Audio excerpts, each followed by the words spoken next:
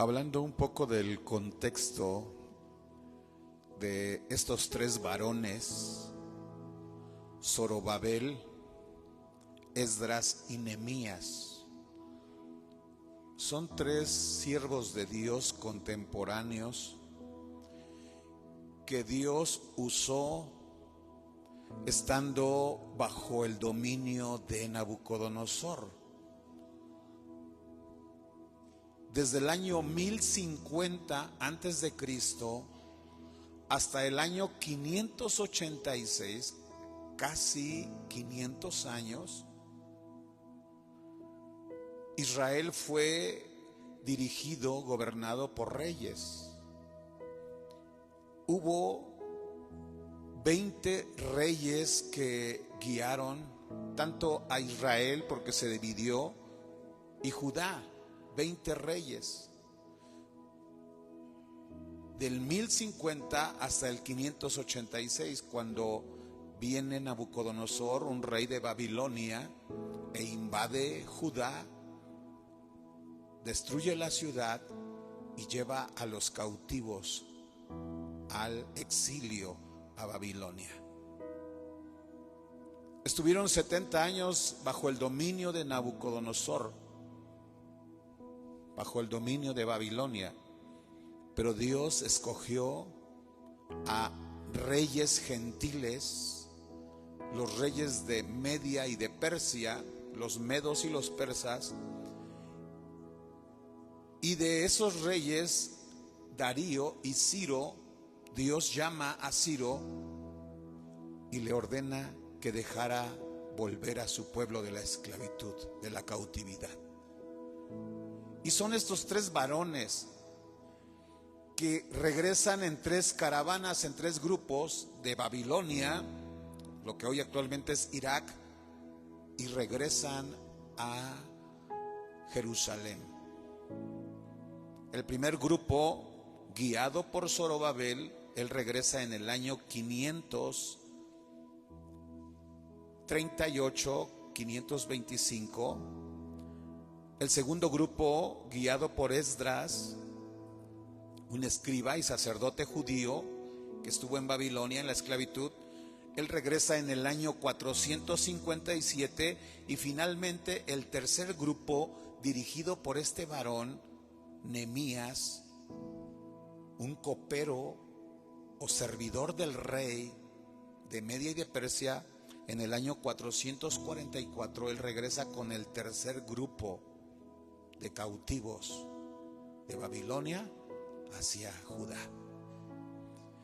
Y como veíamos en la historia o en el contexto de Nehemías, ya lo hemos estudiado, solo para recordar, cuando Nehemías regresa, hermanos, a su ciudad, él estaba en el reino de Susa. Dice Nehemías 1:2 que Nehemías pregunta cómo estaba la provincia o cómo se encontraba Jerusalén. Y esos hombres que vienen y le traen la noticia a Nehemías, ellos le dicen: está en gran mal, la ciudad ha sido derribada, ha sido destruida, está totalmente devastada. La ciudad, el muro, el lugar del altar donde se adoraba a Dios, los muros, las puertas, dice, están quemadas a fuego. Cuando Nehemías escucha esto, dice Nehemías 1:4, que él se sentó ahí donde estaba y lloró e hizo duelo algunos días y ayunó delante de Dios y de los cielos. ¿Por qué él se humilló, hermanos, delante de Dios? Porque él no alcanzaba a comprender que esa ciudad santa de Jerusalén, esa ciudad donde moraba el pueblo de Dios, donde se glorificaba a Dios, ahora estuviera derribada. Los enemigos vinieron y entraron, destruyeron la ciudad. Y esto, hermanos, nos lleva ahora a entender algo que es muy importante, que debemos de conocer. Eso es lo que hace el enemigo con aquellos que sirven a Dios. Va a tratar de derribarlos, de destruirlos, de traer desolación, de traer muerte. Y hemos visto, Jeremías nos enseñó cuál fue la causa. ¿Cuál fue la causa? ¿Por qué Dios permitió que Babilonia o el rey Nabucodonosor viniera y destruyera, quemara esta ciudad? Ahí en Jeremías 25, del verso 3 al verso 12, tenemos la razón, la causa por la que Dios permitió que Israel o Judá fuera invadida por los gentiles. Dios ya de antemano les estaba enviando mensajes por los profetas. Jehová dijo a Judá a través de Jeremías: desde temprano, todos los días yo he enviado profetas sin cesar, les he enviado mensaje y ustedes no oyeron, no inclinaron su oído para obedecer mis mandamientos. Y el mensaje de Dios para el pueblo de Judá era que se volvieran de su mal camino, que no fueran en pos de dioses ajenos, que no provocaran a ira al Señor. Dice Jehová: no has oído mis palabras. Vean, hermanos, cómo la desobediencia trae consecuencias, trae destrucción, trae maldad. Y muchas veces cuando la gente, las personas se examinan y voltean a ver lo que está pasando, ¿por qué se enferma? ¿Por qué me pasa esto? ¿Por qué me pasa aquello? Accidentes, enfermedades raras, pobreza, miseria, destrucción. Y a veces el hombre piensa que es mala suerte o cualquier otra razón, pero a veces esa destrucción viene porque el enemigo ha invadido nuestra ciudad, el enemigo ha entrado a nuestra casa, el enemigo está dentro de la casa y está trayendo destrucción, muerte, enfermedad. Y este hombre Nehemías, tanto como Esdras y como Zorobabel, no solamente vieron el problema, sino él dice que se sentó y comenzó a llorar por algunos días, ofreció un ayuno delante de Dios. Él entendió que esa devastación no es porque Dios era malo, sino porque ellos mismos se habían causado su propio mal. Y ahora él quería rogarle al Señor. Le dice: te ruego, Jehová, Dios de los cielos, fuerte, grande, temible, que guarda el pacto y la misericordia a los que le aman y guardan sus mandamientos. Vean cómo él sabía dónde estaba la solución: volverse a Dios, arrepentirse de sus pecados y vivir en obediencia. Dice Nehemías: Señor, ahora que esté tu oído atento para oír mi oración, la oración de tu siervo, que hago delante de ti de día y de noche por los hijos de Israel, por tus siervos, y confieso los pecados de los hijos de Israel que hemos cometido contra ti.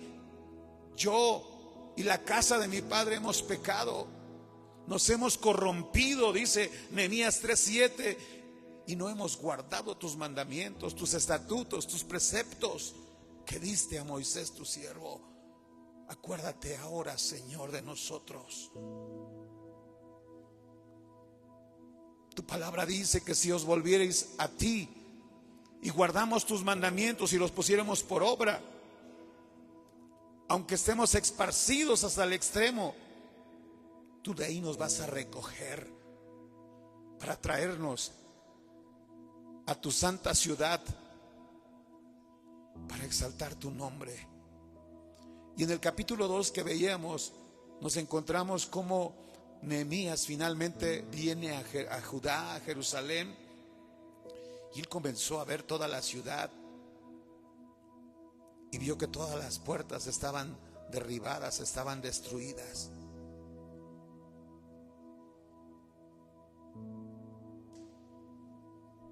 Y él comenzó a hacer algo. Ya le había pedido perdón a Dios. Comenzaron a construir los muros. Eligió personas indicadas para hacer ese trabajo. Y él empezó a guiar al pueblo para edificar. Y hemos estudiado esas 3 puertas, lo que significaba. Se reedificó, se construyó la puerta de las ovejas, que eso ahora representa entrar por la puerta que es Cristo. Qué importante que una familia que ha sido atacada, que ha sido dañada por el enemigo, ha sido invadida por la destrucción, por la maldad, que ahora reconstruya esa puerta de las ovejas, que significa venir a Cristo. También hablábamos acerca de la puerta del pescado. Era la puerta de la ciudad por donde salían los habitantes de Jerusalén que iban a pescar para alimentarse, para la provisión, para la venta. Y eso representa, hermanos, predicar la palabra de Dios. Y hablábamos de la puerta también antigua. Esa puerta antigua representa en la actualidad los principios bíblicos, lo que un día aprendimos, lo que siempre hemos conocido como verdad, sin adulterar la palabra de Dios, sin corromper, sin cambiar, no quitándole a la palabra de Dios, no aumentando a la palabra de Dios, sino vivirla tal como el Señor nos las mostró. Y hoy hablaremos de esta puerta que se llama la puerta del valle. ¿Cuál era esta puerta, hermanos, del valle? Era una puerta que guiaba precisamente para ese lugar llamado el Valle del Cedrón.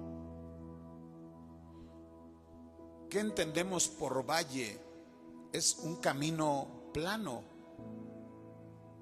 Pero en este camino, en este valle, era como bajada y al final había un lugar hondo y de ahí venía la subida para llegar al huerto o al monte de los olivos, al huerto del Getsemaní, a donde Jesús iba a orar. Por esta puerta del valle, por eso se llamaba la puerta del valle, porque era la salida de la ciudad que daba al Valle del Cedrón. Ese Valle del Cedrón alrededor tenía como murallas de roca. Era un lugar rocoso. Y algunos acostumbraron en ese valle, como estaba fuera de la ciudad, a usarlo como cementerio, como sepulcro. Ahí en esas murallas de piedra o laderas de piedra hubo muchos sepulcros, era un cementerio. Ya se imaginarán cómo era un lugar tenebroso, un lugar espantoso. Era un valle que se dice que es profundo, era una bajada que estaba entre Jerusalén y el monte de los olivos. Cuando voy a investigar qué significaba la palabra cedrón, en hebreo kidrón, en griego kedros significa, ¿y qué se imaginan, hermanos, que significa esta palabra de cedrón? Significa lugar oscuro, lugar negro, triste. ¿Se pueden imaginar cómo estaba ese lugar? Había arboledas, era un valle, un lugar solo. ¿Cuántos han pasado así por algún lugar donde vas donde hay bosque, donde hay árboles y está oscuro? Nunca llega la luz, la claridad. Tal vez hay mucho oxígeno, pero no hay claridad. Esos son lugares temibles, solos. Eso es lo que significa cedrón oscuro, negro, triste, sucio.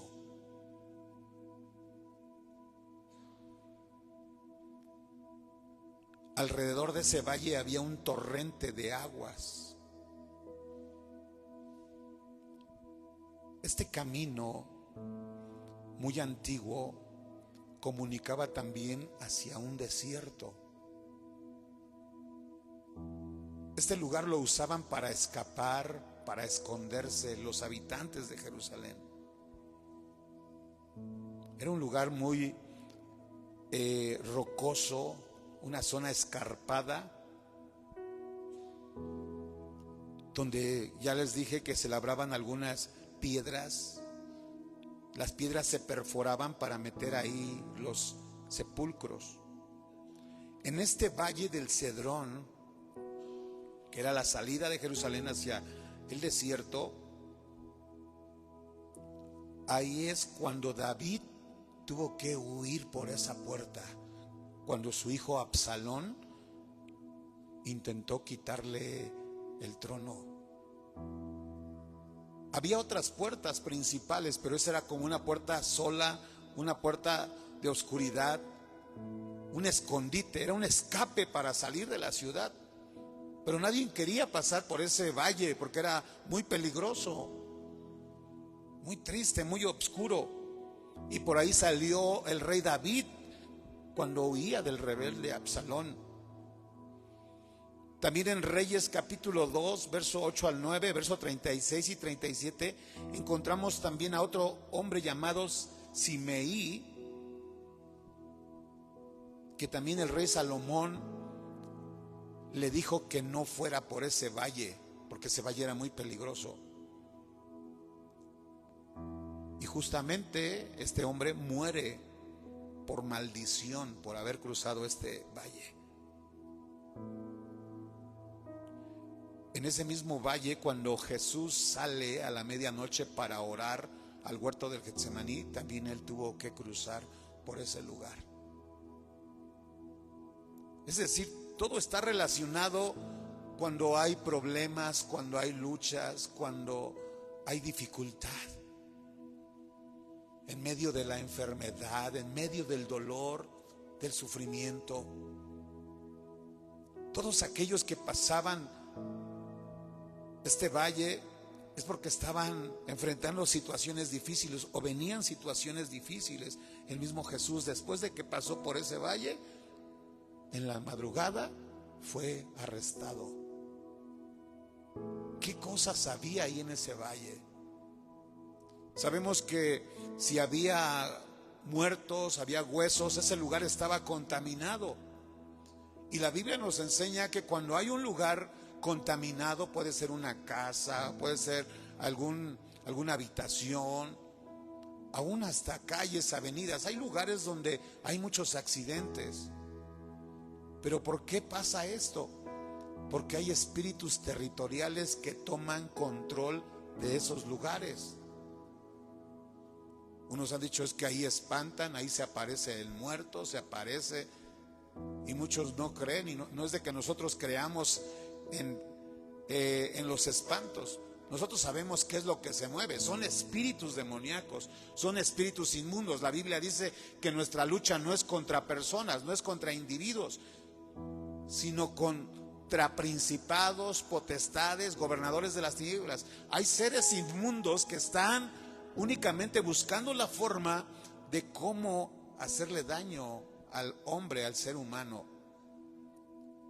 Y a veces el enemigo seduce a esa gente, los hace pecar, los hace hacer un ritual, o asesinan a alguien, atropellan a alguien, y por ese pecado esos espíritus están operando. Por eso cuando hay manifestaciones paranormales, cuando hay apariciones, todo eso indica que ese lugar está gobernado por un principado o una potestad. Hay espíritus inmundos, espíritus de muerte. Y hay muchos ejemplos en el reinado del rey Asá, Ezequías y Josías, reyes de Judá, en el valle del Cedrón, destruyeron objetos relacionados con la idolatría. Estos tres reyes, Asá, Ezequías y Josías, ellos no toleraron la idolatría del pueblo de Israel ni de Judá. Y cuando ellos van y entran a los hogares y ven que había idolatría, ellos vienen y tiran toda esa idolatría, esa maldad ahí en ese lugar. Se corrompió más, se ensució ese lugar. Pero es importante que a veces esos objetos anatemas, objetos de maldición, se destruyan, porque eso es lo que está abriendo portales para que esos espíritus puedan operar en nuestro hogar. Por eso es importante en nuestra casa bendecir ese lugar que el Señor nos ha dado. Pedir que el Señor limpie nuestra casa, que purifique nuestra casa, que todo lo que nos regalaron, objetos, algunos no lo hicieron con mala intención, algunos sí lo hacen con mala intención, pero que todo objeto anatema, que todo objeto que sea un portal espiritual o dimensional, que esos objetos se destruyan en nuestra casa en el nombre de Jesús, se rompan en el nombre de Cristo.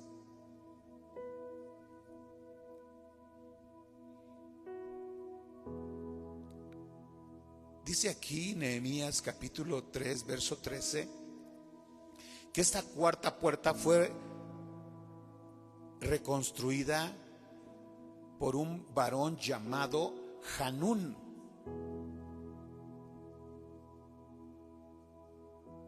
Y Hanún restauró la puerta con los moradores de Zanoa. Y cuando investigamos en un diccionario bíblico lo que significa Hanún y lo que significa Zanoa, me encuentro con que Hanún significa favorecido o lleno de gracia. Es decir, no solo María fue llena de gracia, también Hanún fue favorecido por Dios y fue lleno de gracia. Pero ¿saben qué significa Zanoa? Rechazado. O sea, todo lo contrario, todo lo opuesto. Entonces con esto nos empezamos a dar cuenta ahora cuál es el mensaje para nosotros. ¿Qué significa este valle? Ya sabemos lo que era en la ciudad, era un lugar muy triste, donde había tragedias, muertes, asesinato. Pero ahora, hermanos, espiritualmente, esta puerta del valle significa cuando nosotros a veces pensamos que tenemos el favor de Dios, que somos favorecidos de Dios, como que Dios escucha nuestra oración. Pero también a veces sentimos como que somos rechazados por Dios, como que Dios no nos oye. Y cuando tú te sientes así, esto significa que tú estás pasando por ese valle, que estás pasando por un lugar de prueba. Esta puerta del valle representa en la vida cuando todos pasamos por altibajos. Yo creo que todos los que estamos aquí hemos pasado por ese valle de altibajos. A veces gozamos de plena salud, pero a veces hemos estado postrados en una cama. A veces hemos visto la bendición, la provisión del Señor, pero a veces también hemos experimentado la escasez, la necesidad. A veces también hemos pasado por esos valles de dolor, de sufrimiento, de abandono.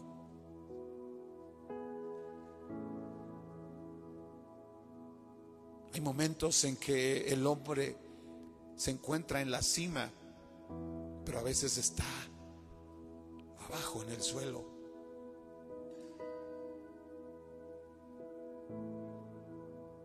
Como les decía, ese valle estaba en la parte de abajo y después llevaba al Monte de los Olivos. Y ese valle representa el sufrimiento, el dolor, la enfermedad. Pero al final de ese valle está un lugar alto, está una montaña, está el huerto del Getsemaní, que representa que no siempre vamos a estar ahí en ese valle, que vamos a llegar a un lugar alto.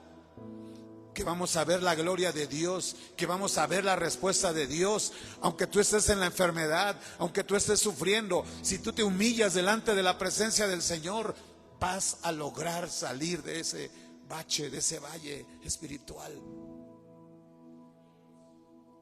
Yo creo que a todos nos gustaría estar de gloria en gloria, de triunfo en triunfo.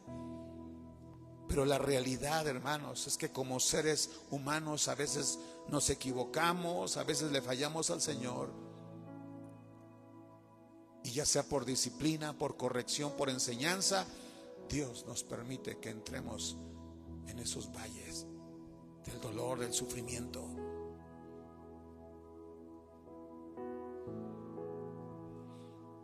Aunque entendemos que la prueba, que la aflicción, que la tribulación tienen un propósito en nuestra vida. Tienen un porqué, un para qué. Y no debemos de menospreciar esos momentos en los cuales a veces tenemos que aprender algo de ellos. En medio de esa adversidad, en medio de ese dolor, de ese sufrimiento, Dios nos quiere que podamos ver nosotros realmente qué tenemos en nuestro corazón, por qué pasamos por ese tiempo difícil, qué es lo que hay en nuestro corazón, cuáles son las intenciones de nuestro corazón, qué es lo que hemos hecho bien, pero también qué es lo que hemos hecho mal. Ese valle, ese momento de dificultad nos ayuda para que se salga a la luz todo aquello que tenemos que cambiar y mejorar en nuestra vida.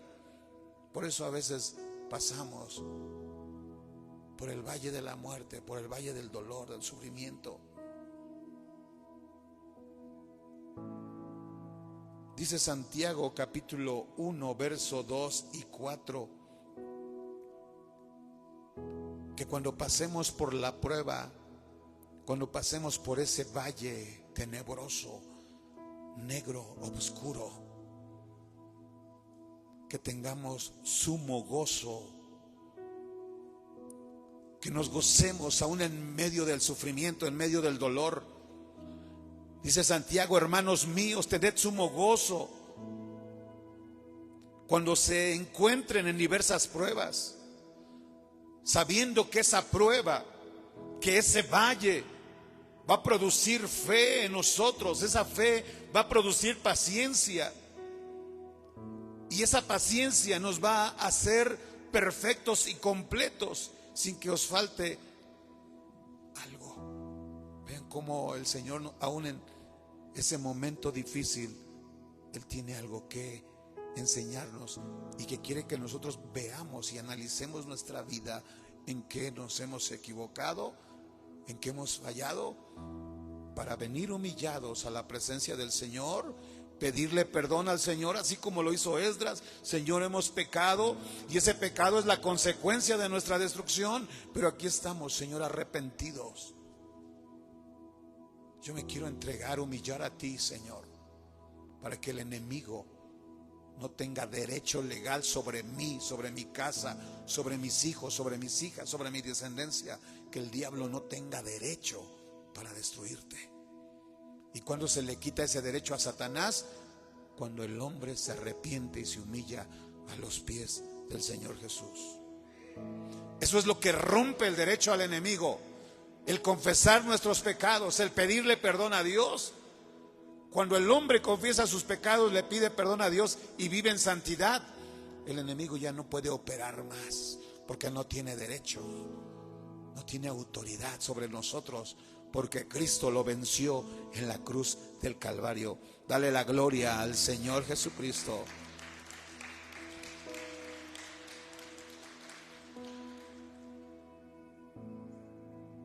Debemos de enfrentar y soportar, resistir cuando estemos caminando por ese lugar tenebroso.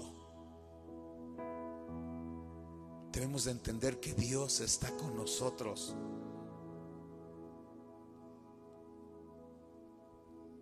El pueblo de Judá le preguntó al profeta Isaías: ¿por qué Dios no está con nosotros? ¿Por qué Dios permitió que estuviéramos bajo el dominio de Babilonia? Isaías 59.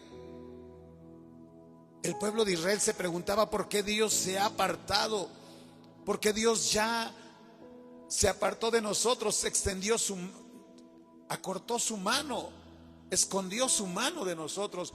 ¿Por qué no nos salva? ¿Por qué no nos ayuda? Y hoy es la pregunta de los agnósticos, de los ateos. Dice, ¿por qué si Dios es bueno, por qué no quita la maldad? Porque el mismo hombre es el que ha causado la maldad. ¿Y por qué Dios permite la maldad? Para que los que viven en pecado se arrepientan y se vuelvan al Señor. Esa era la pregunta del pueblo de Israel, del pueblo de Judá. ¿Por qué Dios ya nos abandonó? ¿Por qué Dios se apartó de nosotros? Y dice Isaías 59:1. Le dice Isaías, no, la mano del Señor no se ha acortado para salvar, ni se ha cerrado su oído para oír.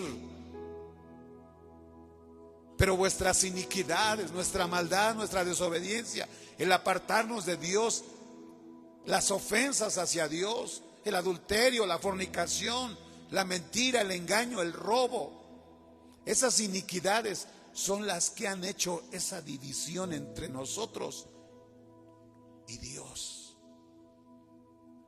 Y vuestros pecados. Isaías no dijo tus pecados, no, él también se incluía con humildad. Decían vuestros pecados han hecho ocultar el rostro de Dios para no oír, porque sus manos están contaminadas de sangre. Habían asesinado, habían matado. El pecado, hermanos, es lo que detona la maldad. Y a veces Dios tiene que pasar a esas personas por ese valle para que ellos entiendan y se vuelvan al Señor. Vuestros dedos están llenos de iniquidad, vuestros labios pronuncian mentira, habla maldad nuestra lengua. Vean cómo la desobediencia, cómo el pecado aleja a Dios, separa a Dios. Dios se aparta del hombre por el pecado. Pero ¿qué es lo que hace que Dios se acerque a nosotros? El arrepentimiento. Salomón dijo que el que encubre sus pecados, el que los esconde y no los confiesa, no alcanza misericordia. Pero el que los confiesa y se aparta, sí alcanza la misericordia de Dios. Dios se vuelve a él. Dios extiende su mano, su misericordia. El rey David dijo en el Salmo 34, verso 18. Salmo 34, verso 18, dice el rey David, cercano está Jehová a los quebrantados de corazón y salva a los contritos de espíritu. Aquí el rey David, hermanos, no está diciendo que Dios está cerca de todos, no,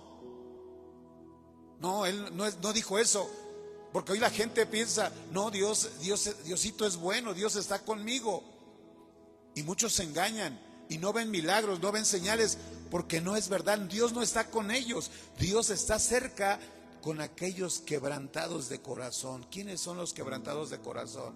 Aquellos que han entendido que su pecado los separa, su corazón se quiebra, se humilla y se rinden a Dios, entregan su alma a Cristo.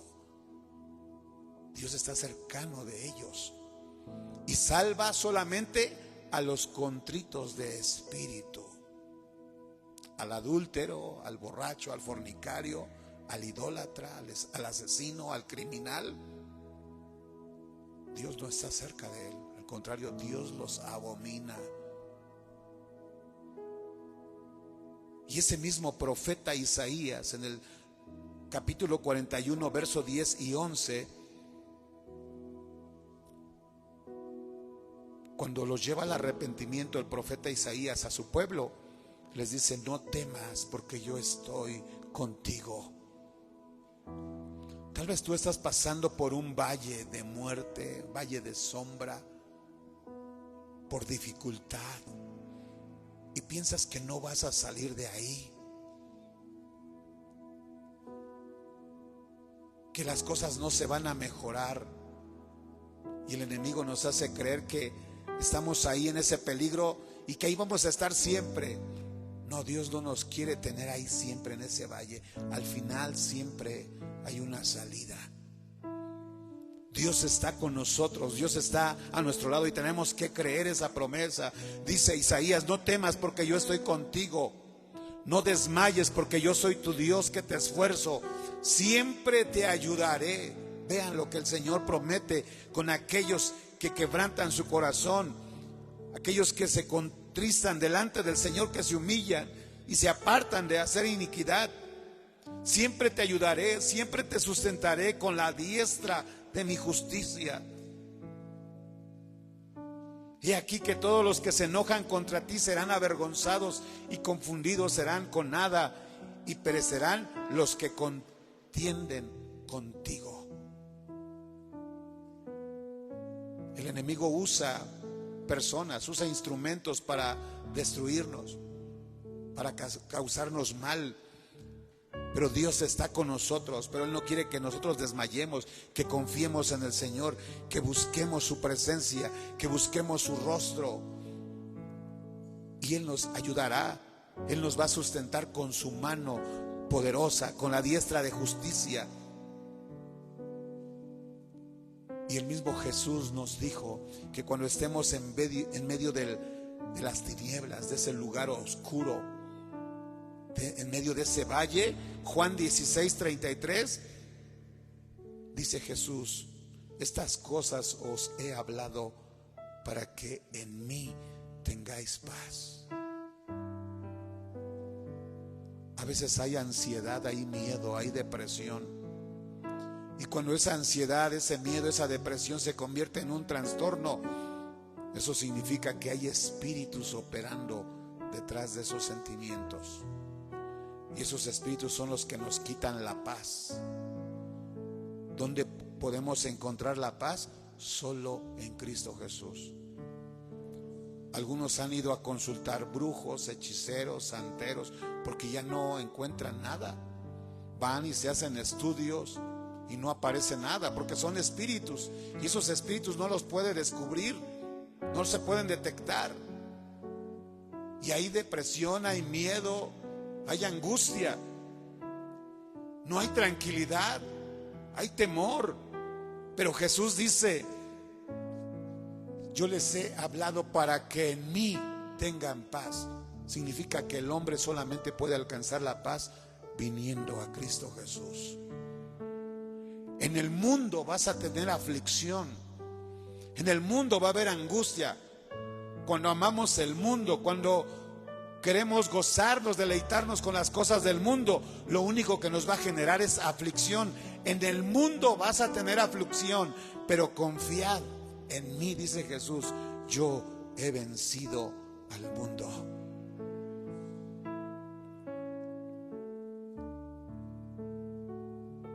Hay algo que tenemos que hacer. Primera de Pedro 5:7. Toda esa ansiedad, todo ese miedo, toda esa angustia o depresión, tenemos que entregársela al Señor Jesús. Él tiene cuidado de nosotros.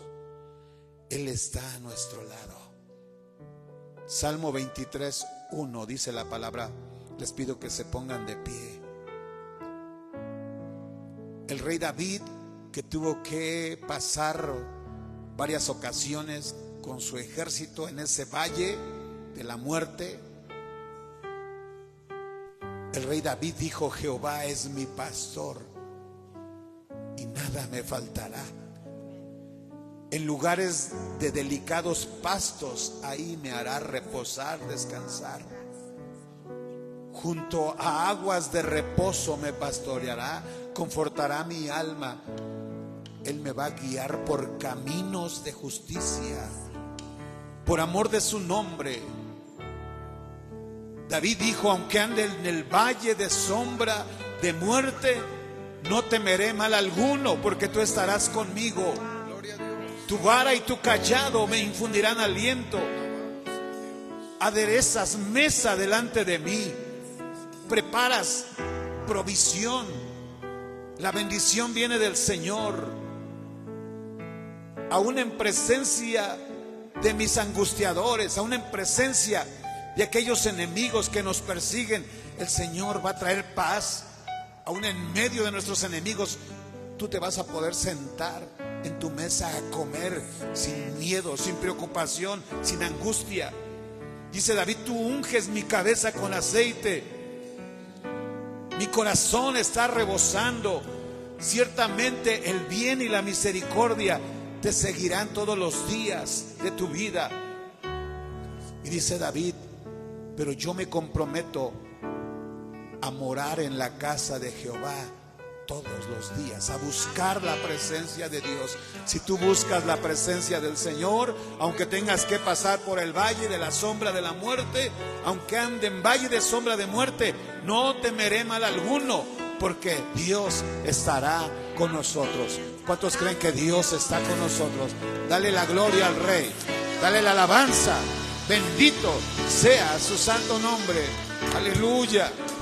Levanto mis manos,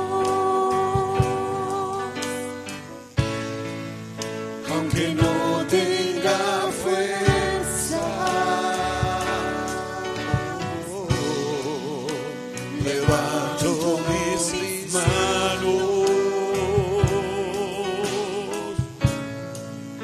aunque tenga mil problemas. Cuando levanto mis manos, comienzo a sentir una unción que me hace cantar. Cuando levanto mis manos, comienzo a sentir el fuego.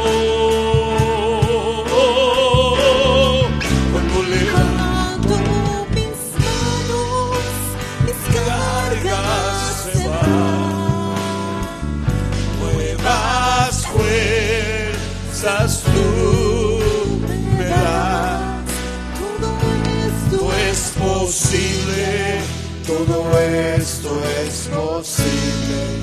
Cuando levanto mis manos,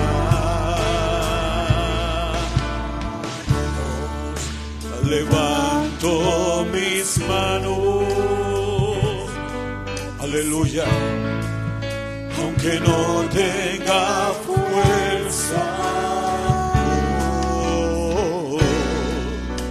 Levanto mis manos, aunque tenga mil problemas, aunque tenga mil problemas. Levanta tus manos y dale gloria al Rey. Cuando levanto mis manos, comienzo a sentir una unción que me hace cantar. Cuando levanto mis manos, comienzo a sentir el fuego del poder de Dios. El fuego. Cuando levanto mis manos, mis cargas se van. Nuevas fuerzas tú me das. Todo esto es posible, todo esto es posible.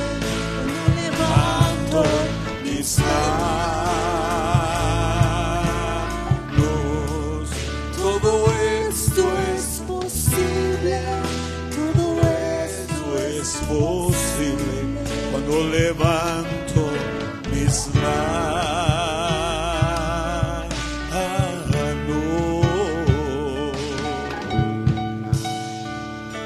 ¿Cuántos en esta noche quieren venir a los pies del Señor para decirle: Señor, necesito tu ayuda?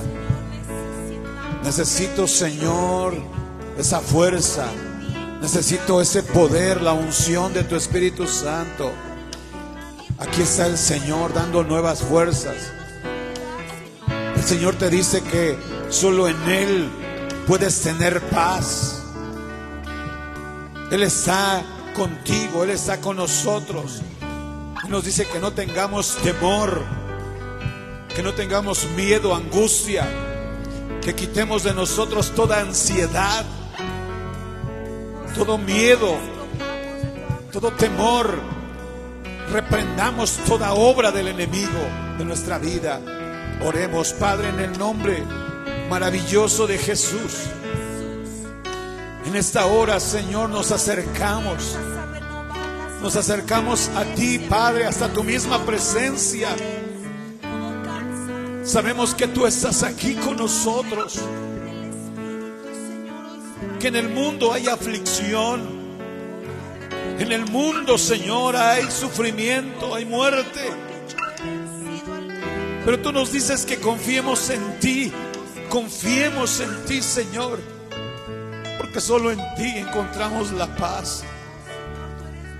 Te pedimos, Señor, en esta noche, que esa paz que ha robado el enemigo en nuestro corazón, si nosotros le dimos libertad, le dimos la oportunidad de que Él viniera a robar esa paz, Señor, hoy aquí estamos postrados delante de ti, pidiendo, Señor, que tú nos perdones,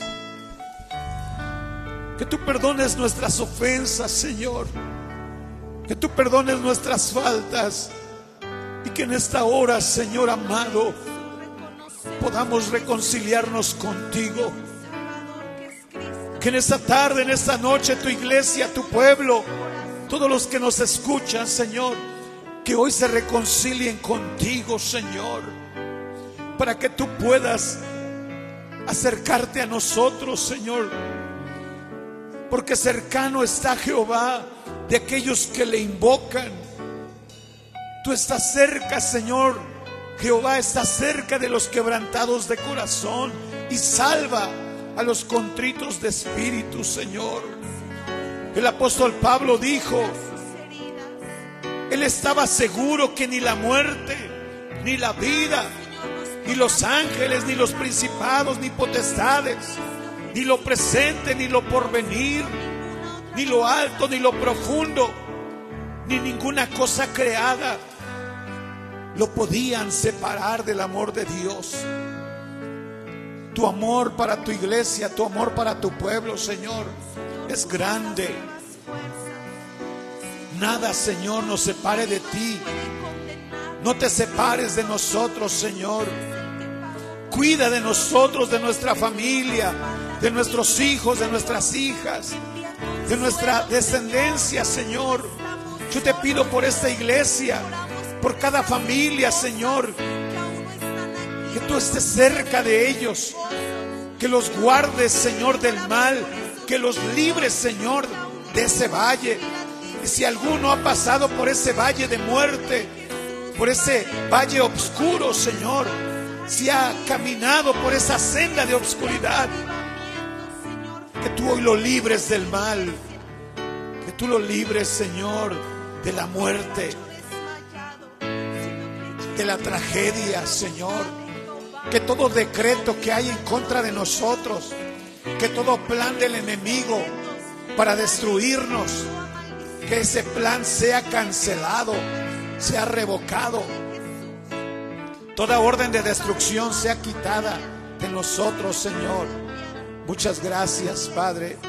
Muchas gracias, porque al escuchar tu palabra, Señor, conocemos la realidad del mundo espiritual maligno, pero también conocemos la realidad de tu cobertura divina, que tú estás con nosotros, Señor, que tú no nos dejas solos, que no nos abandonas, Señor, que tú eres nuestro pastor y nada nos faltará, y aunque andemos en valle de sombra de muerte, no temeremos mal alguno, porque tú estarás con nosotros. Muchas gracias por tu iglesia, gracias por tu pueblo. Bendice a los niños, Señor, de esta iglesia. Bendice a los pequeños de estas familias, Señor. A nuestros jóvenes, también guárdalos del mal, de personas malas, Señor. A todas las familias, Señor. Gracias, Padre. Gracias, Señor. Bendice a tu iglesia presencial y también a tu iglesia virtual. Vamos a salir, llévanos con bendición. Que ese amor infinito, incomparable de Dios sea con nosotros. Que la gracia única de Cristo se derrame en nosotros. Y que la unción, el poder del Espíritu Santo, Señor, esté con nosotros hoy y siempre. Te damos gracias en el nombre de Jesús y por la intercesión del Espíritu Santo. Amén y amén. Dios les bendiga, hermanos. Dios les guarde. Que Dios los lleve con bendición. Y les deseamos una excelente semana. Bendiciones.